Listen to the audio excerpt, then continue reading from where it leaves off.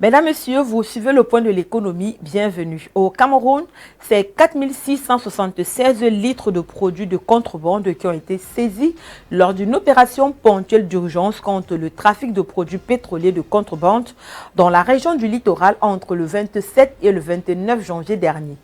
Conduite par le ministère de l'Eau et de l'Énergie, l'opération a été exécutée par la Brigade nationale de lutte contre la fraude des produits pétroliers. Les équipes ont déployé des actions de ratissage le long de la nationale numéro 3 Yaoundé-Douala et dans plusieurs artères de la ville de Douala, notamment à Sombo, Missolé, Bekoko et Bonabéry. Le bilan de l'opération fait état de la saisie de 4676 litres de produits pétroliers de contrebande, composés de 3236 litres de gasoil et de 1140 litres de pétrole lampant, stockés et conservés dans des bidons et des fûts en vue d'une commercialisation illégale.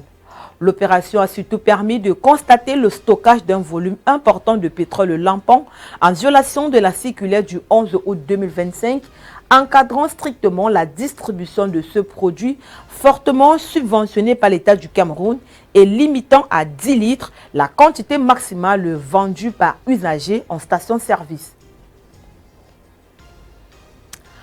En marge du programme de formation gratuite lancé la semaine dernière à Libreville, en partenariat avec l'ANIF, le groupe américain Cybaction a été reçu en audience le 29 janvier 2026 par le ministre de l'Accès universel à l'eau et à l'énergie, Philippe Tonangoy. Introduit par l'ambassadeur des États-Unis d'Amérique, arrivé en fin de mission au Gabon, les discussions avec le groupe américain ont porté sur le projet de construction d'un data center dans la capitale gabonaise. Conscient des défis liés à la fourniture électrique pour les infrastructures critiques, le projet inclut une composante énergétique innovante, une centrale thermique à gaz de 20 MW. Cette centrale présente un double avantage stratégique, notamment l'indépendance du data center et l'appui au réseau national. Ce projet data center plus centrale thermique illustre parfaitement la nouvelle dynamique du Gabon, s'appuyer sur des partenaires technologiques de premier plan pour bâtir une souveraineté numérique adossée à une résilience économique durable. Avec ces projets ambitieux, le Gabon espère non seulement transformer son paysage énergétique, mais aussi se positionner comme un acteur clé dans le domaine numérique en Afrique.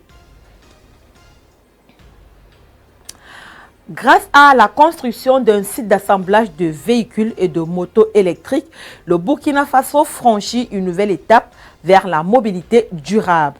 Avec un soutien de financement de 3,75 milliards de francs CFA du Fonds burkinabé de développement économique et social, Itowa Motors SA met en place des infrastructures modernes et d'équipements spécialisés pour produire localement des véhicules électriques réduisant.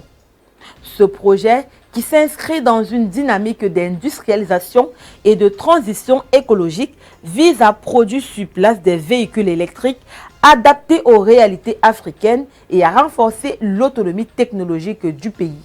La production de ces véhicules est déjà en cours à un certain stade dans la capitale, notamment dans le district de Ouaga 2000, où des ingénieurs burkinabés ont été formés pour maîtriser les processus d'assemblage avec le soutien technique de partenaires internationaux, notamment chinois, ce qui constitue un transfert de compétences stratégiques pour la localité. Cette phase d'assemblage local permet de réduire les coûts et de rapprocher les technologies avancées des besoins du marché ouest africain. Le projet qui se déploie dans la commune de Tangim Dassouri illustre l'engagement de l'État avec le Fonds burkinabé de développement économique et social détenant 25% du capital social de l'entreprise. Refermons ce point de l'économie avec l'information selon laquelle le Nigeria a, selon le rapport annuel de la Commission nigériane de réglementation du secteur pétrolier en amont, brûlé 203,9 milliards de pieds cubes standard SCF de gaz en 2025, alors même que le taux d'utilisation du gaz dans le pays dépasse 92%.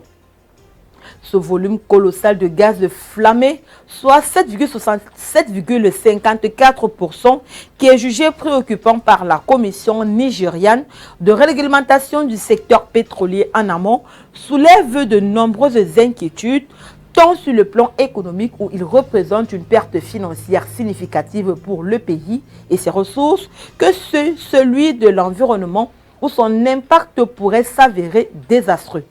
D'après le rapport détaillé de l'année 2025 concernant l'état de la production du gaz, publié par la Commission nationale de réglementation des ressources pétrolières du Nigeria, il en ressort que le gaz torché, qui est un aspect très problématique de l'extraction du gaz naturel, a représenté un pourcentage de 7,54% de la production totale du pays.